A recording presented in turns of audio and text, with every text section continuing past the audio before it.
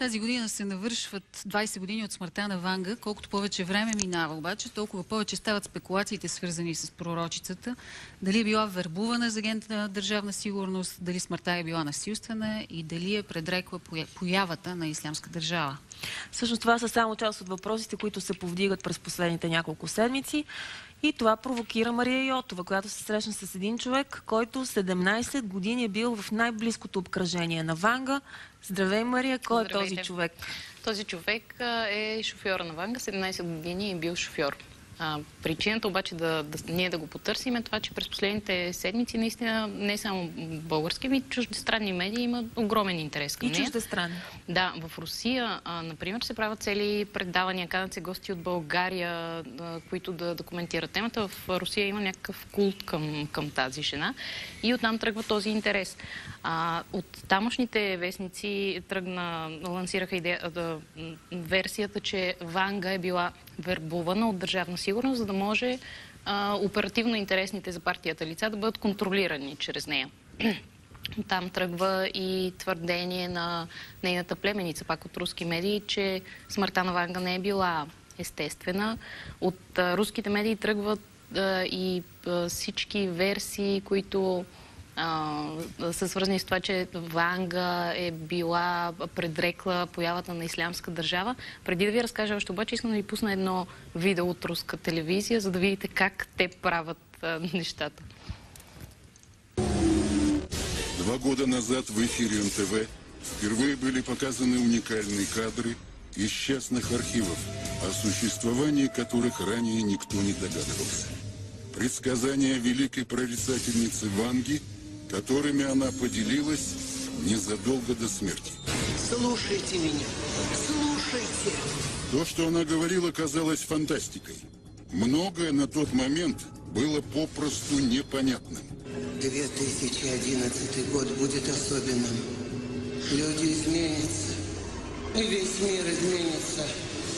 На севере прольется химический дождь, от которого умрет все живое. Что означали эти слова, стало ясно лишь после того, как предсказания стали сбываться. На мен малко комично ми изглеждат тези неща. В смисъл, актриса озвучава Ванга, която със страшен глас казва: слушайте ме, ще се случи това и онова. Но истината е, че Ванга продава. В смисъл, Ванга продава и за руския пазар, Ванга продава и за българския, Ванга продава и за западните таблоиди. Новото нещо, свързано с нея, че българската фондация Ванга патентова името й. Няма да могат да се... Дори споменаването и в медиите, не знам доколко сега не нарушаваме патента на фондацията. Търговска марка Ванга. Търговска марка Ванга. И този човек, с който аз се срещнах всъщност, няма абсолютно никакви претенции към нея. Просто той е бил много години до нея. И ще видим колко процента от всичко това, за което говориш. На него му е изключително болно за това, което се случва и се говори с нея. И само последно изречение, покрай познанството си с нея, той се е срещнал с много интересни хора, с бившия президент на Калмикия. Той е негов личен приятел. Водил го е на зъболекар. Този човек е спал в дома му и дори котката на Жоро, така се казва шофьора, е родила в скутън този милиардер. Интересни неща. Да видим.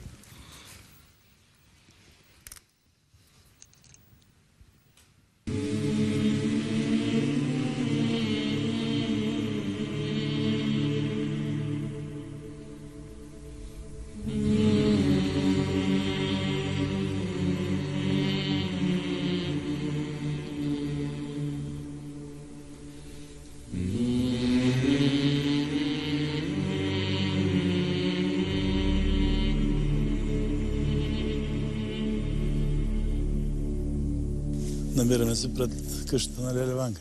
На улица Ванга. Сега скоро е Ванга. Като започна като шофьор, имаше тук една будка или барак. Касера тук посрещаше хората. Тая улица винаги беше пълна с много народ. Колко човека са се събирали да чакат? Предполагам, над 300 са винаги били тук. Когато идваше записването септември месец, целият площад беше пълен, защото само септември се записваха за цялата година. Ще ли ето тук във временен списък и ще чакаш? Времена, ма 10 дена. Толкова. Какво ще правим от ден? Ние по 14. Нямам я толкова пари. Югославен.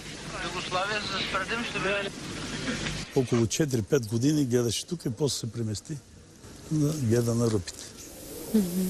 Сега мога да ви покажа стаечката, къде приемаше.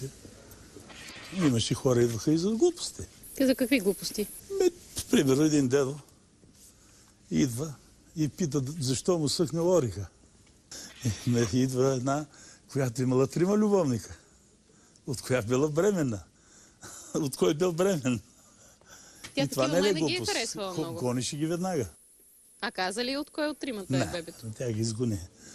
Направо ги изгони. Леля Ванга гледаше в тая стая, когато аз бях шофьор. Преди колко години? При много години. Това е, когато постъпих като шофьор, млад шофьор тук, тя приемаше около 4-5 години и тук гледаше. В най-малката стая. В малката стая. Но вътре има друга стая, която приемаше, да вървим по-малко, приемаше нейните си близки. Значи 5 часа, като дойдехме, тя седеше тук отсреща. Мога да затворя да видите. Това беше нейното место. Тук всички около нея, близките седехме тук. Нейни кръщалници, като аз шофьор, касиера идваше тук сутрин. Тя май имала много кръщелници. Колко деца? Над 4000, сигурно. От които имам 2 с нея, аз кръстени. И ти си кръщавал дете с нея? Да, с нея. Поддържаш ли връзка сега с тези? Поддържам връзка. Те не са деца вече? Те са големи вече. Тук е нейната кухня, която стои печката също. Зимно време, 3 часа и половина можеш да дойдеш да я намериш тук нея. На времето, нали, лека пръст. Аз все едно за мен сияя с нея съм, разбираш ли? А вече там, отсреща, това е много интересно. Тая стая. Каква е тя? Това са четворните икони, които аз съм присъствал тук с нея двамата. Аз бех много зле със здравето. Не можех да ходех. И се прибираме вечерта от трупите. Стоиме двамата. И се чука. Двамата сме прави. Чука се и вика, ето майка, моята майка беше починала. 83-та година. И вика, ето майка те пристига. И почва да говори с нея и предава на мене всичко. Това, което го имаше подредено нейно вкъщи, ми го описа и наистина на другия ден ние с сестра ми отидохме всичко подредено в гардероба. Ти оплаши ли си? Не се оплаших, защото присъствал съм на много сеанси. Но като кажа за майка си ми и тежко, разбираш ли. Усети ли нещо по-особено? Нищо особено, просто как да ви обясня. Преживяването е тежко, че загубил си добър майка. Това ми, което и наистина вика, аз сутринта ке намеря лек за тебе. Сега ли стръгвам и по едно танк се чука, майка ти си отива. А какво беше това чукане, смисъл като? Тя говореше винаги с починалите. Сахсия като вземе, ето вика, както виждаш мене, аз ги виждам всички починали така, както виждате мене. Разбираш ли, това беха нейните думи. Да, няма да виде. Ами мисълта е. Той умре, не? Умре, ето го, я и го дойде. Ти да наплодаш крави, имаш ли? Крави няма, умре кравата. Я и го дойде и Йона. Стоян кой е? Я и го Йон дойде. А София кой е? София. Умрена е. И татко ти, и нека баба Мара дойде. А какво беше усещането? Тя като ти каза, ето майка ти е тук. Ето обясни всичко вкъщи. Правих баня, правих туалетна нова. Там е разбито. Всичко подробно ми го обясни. Тук, в тая стая.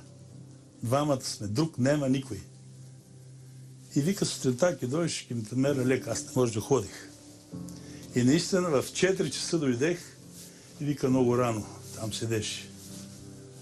И чак в 10 часа ми казах какво трябва да правя и се излекувах за 24 часа. Как се чувстваш тук? Като трепера. Защото 17-18 години прекара с нея. Това е много. И всека вечер да сънувам. Всека вечер. И сега ли? Да. Какво ти казва? И си продължавам да се... Както дина, примерно някой ден сме били някъде и се минава като на кино. Сънуваш минали неща? Да. Така ли? А нещо казва ли ти? Сега в момента нищо за бъдеще не ми казва, но това, което е минало, аз го сънувам, разбираш ли? Това е. Всяка нощ? Всяка нощ. Колко години вече откакто е? 20 вече почне. Ето да август месец 20 на 11. И 20 години след като е починала, ти всяка нощ продължаваш да я сънуваш? Всека вечер ли сънувам? А това са много години, 17-18 години. Ежедневието минаваше тук.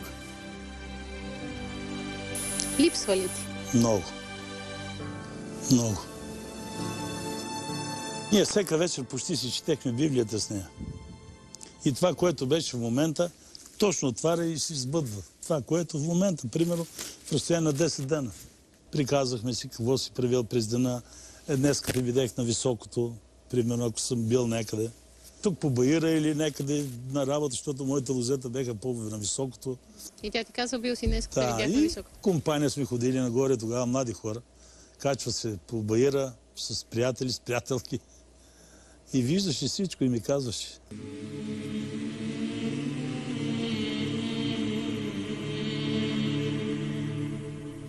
Колко години работи за нея? 17 и половина. 18 го слагам аз. До смъртта и до края. Да, но последното време вече тя беше заключена около 2 години. Какво значи заключена? Фондацията не разрешаваха да посреща хора никакви и беше под ключ. Те казали, че докторите забраняват и заключват, не допускат до нея никакви хора. Близките, никакви близки. Тя по цял ден си беше сама. Единствено, който беше Витка вътре. Витка, жената, която се е грижила за нея? Жената, която се грижеше и пазачите отвън. Тя страдаше ли, че няма хора, много не се даже. среща? Много. Но аз я виждах всеки ден. Те заключват вратата, аз си прерипах през оградата и си влизах. Защото тя винаги ми казваше, искам ти всеки Божий ден тук при мене. Защо си бил толкова важен? Защото съм я носил ни на ръце. Тук беше изкопано. Тук. Правиха канализация. От там до тук е 3 метра дълбочина. Една вечер се прибираме и я нося и точно да... Имаше една дъска. Свали ме, Жоро. Сваляме я. Виж дъската. Е на такво разстояние. Тръпне нас да паднем двамата 3 метра долу. Знаеш какво може да стане. И тя знае кой го е направил. Нарочно е направил? Нарочно. От кой? Няма значение, тя не каза. Но аз се сещам кой е. И това 2 пъти обира на къщата от същия човек. Кой е този човек? Близък, много на ден близък. Защо е правил който тези бил неща? Постоянно. Характер.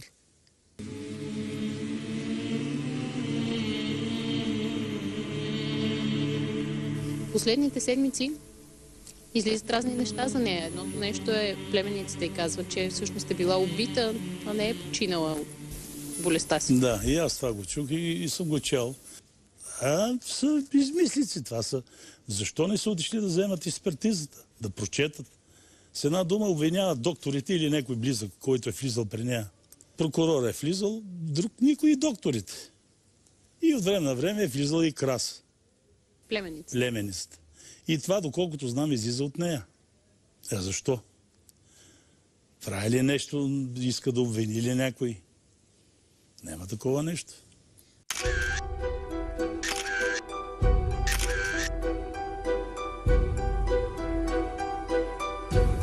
И добре, а за това, че е била сътрудник на службите, какво мислиш ти? Няма такова нещо, бе. Нали, аз все пак съм всеки Божий вечер, всеки ден, все нещо ки науча, все нещо ки чуих. И тук даже наши си граждани, които ги опрекват. Таков като Бакото. Кой е Бакото? Поет тук, петричанец. Той какво казва? Че бил агент номер 1, Леля Ванга. Аз не знам, той знае. Като аз съм бил по цял ден тук. Аз не мога да разбера, че е бил агент. Той е разбрал, че тя е агент. 2 пъти се я взимали в София, Леля Ванга. Колите на Тодор Живков и това я взимаха зад Индира Ганди. А идваха ли някакви полицаи, ДС агенти, някакви такива? На времето са идвали, правили са обиски. Обаче това е още през комунистическо време, когато аз съм бил много малък. Наистина и се правили обиски. Какъв е бил този обиск? Откъде ги знам защо са правили обиск, че била лъжала хората. Даже знам кой е взял един златен пръстен и след време го върнаха пръстена. Кой? Един такъв началник на полицията. А защо го е върнал после? Бил го дал на една любовница негова. Ли брачетка ли, не знам, аз мисля, че любовница. И тя болна, идва, пристига при Леля Ванга, аз моля за нея, защото ми е съученичка. И вика, ти знаеш, че имаш нещо мое в тебе. Не знам, бе, Леля Ванга, какво? Имам един златен пръстен в тебе. Ама на мен ми го подариха. Сега отивам и го докарам жената. Момичка, не жена. И го върна. Тя не знаела нищо. Тогава от обиска я вземал и го подарява. И оздравя ли момичето? Да, си още жива и здрава. Това е. И какво? Идвали ли са тук, примерно, Волги, някакви странни хора, нещо да говорят, да се срещат периодично? Не. Идвали са всеки... Големци, всеки си идвали, ето казвам. Кой ли не идва, кой? Изброй, кои политици? Всички от СДС-то, които беха на времето там, лагера, които беха. Жерушелев, Петър Стоянов, Лилов, Луканов, преди да го убият Луканов. Луканов, когато дойде, аз се прибрах в 3:30. Напри сметка в 9 часа пристигна, колко време му гледа на него. Аз даже съм чул какво му казва на него. Какво? Че е много алчен, че иска всичко да завладее. Това, аз не крия нищо. Каза ли му, че го грози опасност? За да му каже, че си много алчен, пази се. Значи, това е предупреждение. На другите какво е казал? На Лилов какво е казал? Не съм присъствал при него вече. При Петър Стоянов? При Петър Стоянов, да. Какво каза? Каза му, Петре, един си, Петре. Сам нищо не мога да направиш. Така, това са нейните думи. Около тебе има лъвове. И да искаш да направиш, не можеш да направиш нищо. Вика, Българио, на какви плешки лежиш? Не виждам аз 30-40 години България се оправи. Това преди колко години беше? Точно когато стана Петър Стоянов президент, значи след месец, кога бяха изборите. Значи има още от тия 30-40 години. Има. Какво друго казваше? За Сирия? Ето сега казва. Абсурд. Такива, тя политиката никога не говориш. Никога. Не, това, че Третата световна започва от Сирия, това, което се случва сега. Случва ли се? Не. Никога не е говорила. Никога не съм я чул.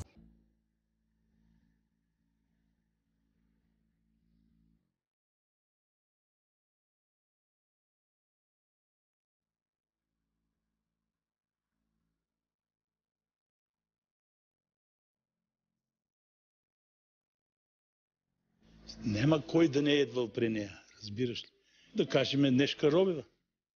Нешка Робева идваше, когато има световно-европейско първенство, когато като треньорка. Те треньорите трите идват с бухалките, с всичкото му. И Пипни каза, тук сте слаби. Так наблегнат световни шампиони. Всичко.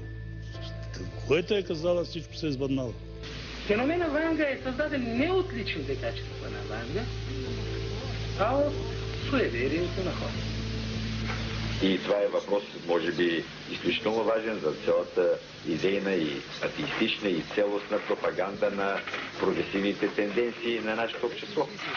Един човек, който много съзнателно разпитва, човек, който се мъчи да подаде и когато Кольо, Тодор, Иван, Иван, виждам го пред мене, Иван. Тя започва да го вижда, след като се е убедила, че той Иван наистина съществува. Докато преди малко Тодор не съществуваше, тя Тодор не виждаше. Тук според мен има две възможности.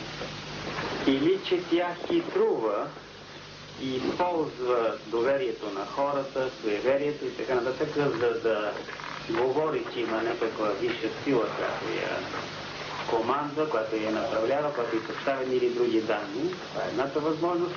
А другата е тя наистина да има тези халюцинаторни изживявания, слухови и зрителни, за които тя говори, че има нещо, което стои зад нея и подсказва и така нататък.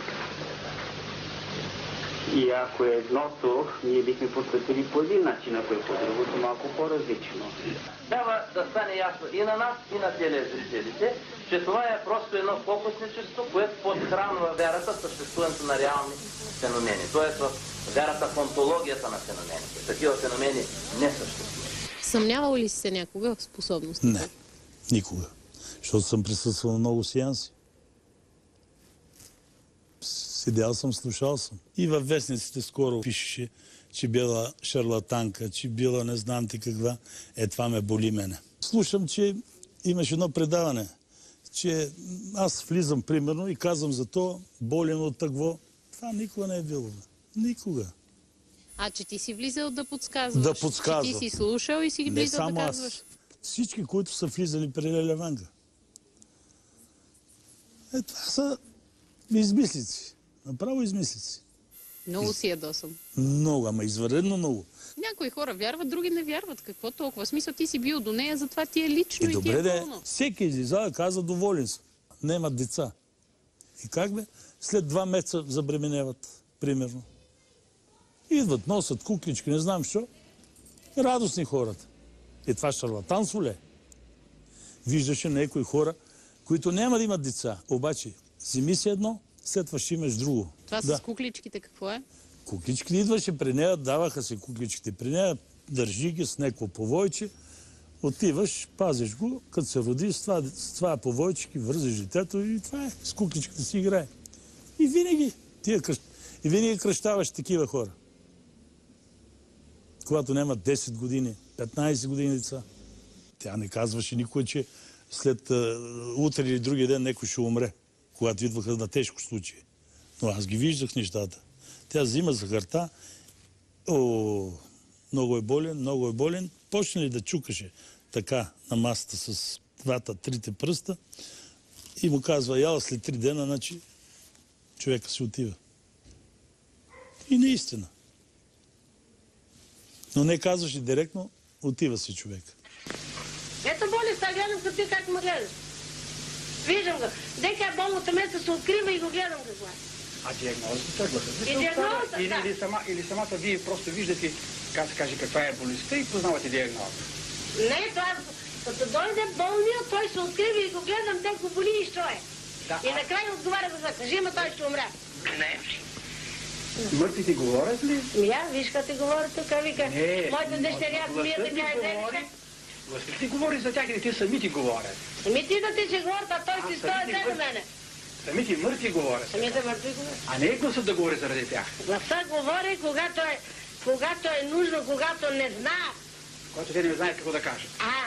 Не да кажат. Да кажем сега, ти идваш за синоти не го знаеш къде е.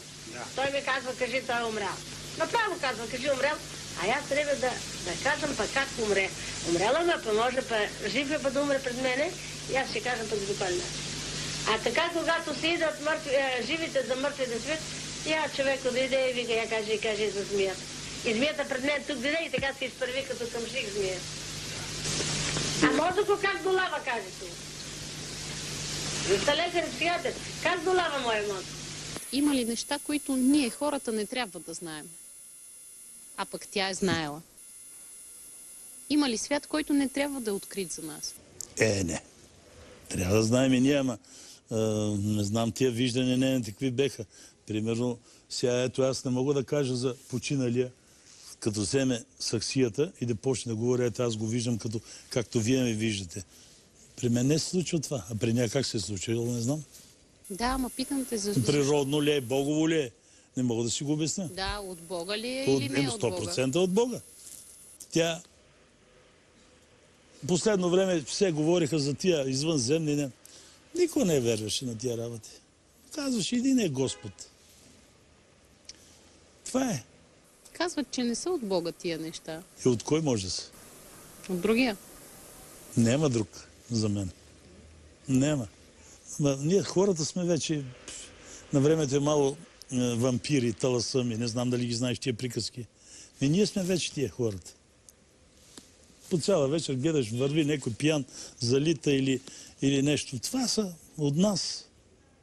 Хората вече са вампирите и таласъмите, това ли казваш? Ама никой не си...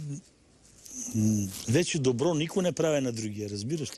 Всеки е злобен към даден човек. За мен е така. Па за другите не знам. На какво те научи работата при нея? Тя на какво те научи? По-добър станах. Като млад бех буен човек, но като виждаш тук какви преживелици виждаш, какви мъки виждаш и свалих малко гарда. Нещастието на хората? Да, ме научи. Така съм по-добър. По-смирен ли е? По-смирен.